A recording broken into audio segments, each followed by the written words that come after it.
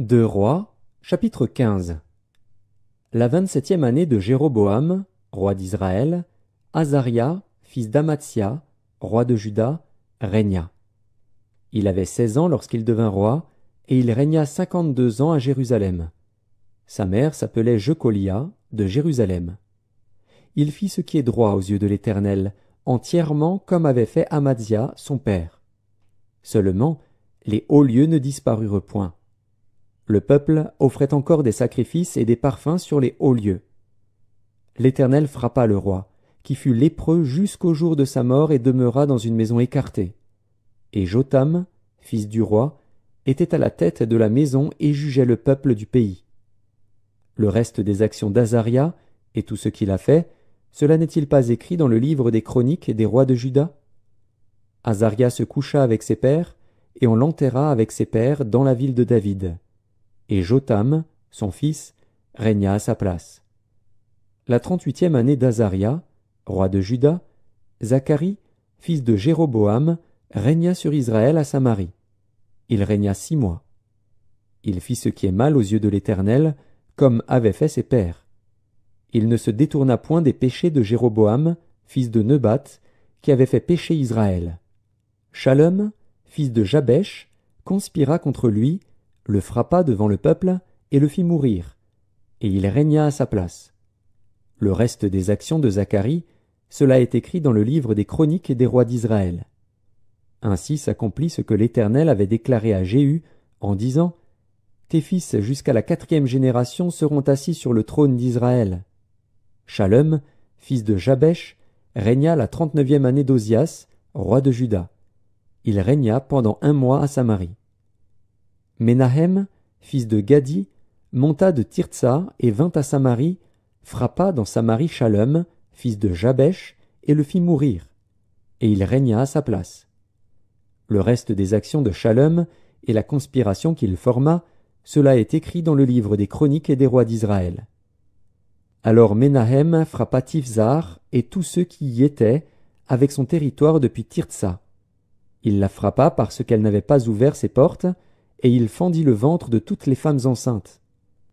La 39e année d'Azaria, roi de Juda, Ménahem, fils de Gadi, régna sur Israël. Il régna 10 ans à Samarie. Il fit ce qui est mal aux yeux de l'Éternel. Il ne se détourna point, tant qu'il vécut, des péchés de Jéroboam, fils de Nebat, qui avait fait pécher Israël. Pul, roi d'Assyrie, vint dans le pays, et Ménahem donna à Pul 1000 talents d'argent pour qu'il aidât à affermir la royauté entre ses mains. Ménahem leva cet argent sur tous ceux d'Israël qui avaient de la richesse, afin de le donner au roi d'Assyrie. Il les taxa chacun à 50 cycles d'argent. Le roi d'Assyrie s'en retourna et ne s'arrêta pas alors dans le pays. Le reste des actions de Ménahem et tout ce qu'il a fait, cela n'est-il pas écrit dans le livre des chroniques des rois d'Israël?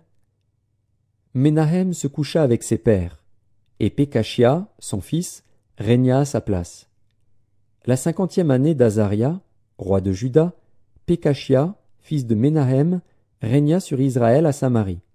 Il régna 2 ans. Il fit ce qui est mal aux yeux de l'Éternel. Il ne se détourna point des péchés de Jéroboam, fils de Nebat, qui avait fait pécher Israël. Pékar, fils de Remalia, son officier, conspira contre lui.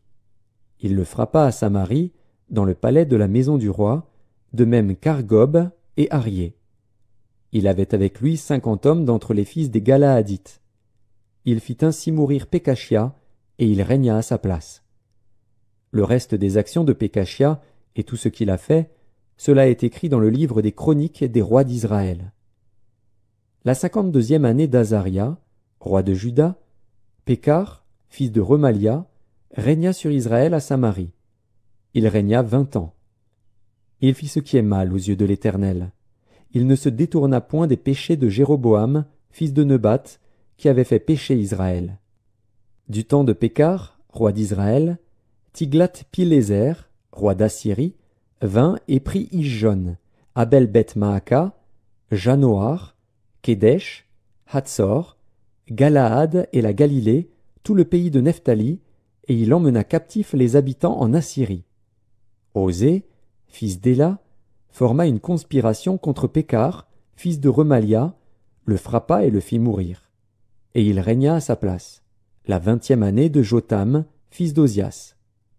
Le reste des actions de Pékar, et tout ce qu'il a fait, cela est écrit dans le livre des chroniques des rois d'Israël.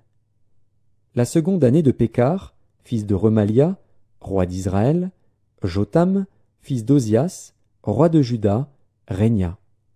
Il avait 25 ans lorsqu'il devint roi, et il régna 16 ans à Jérusalem.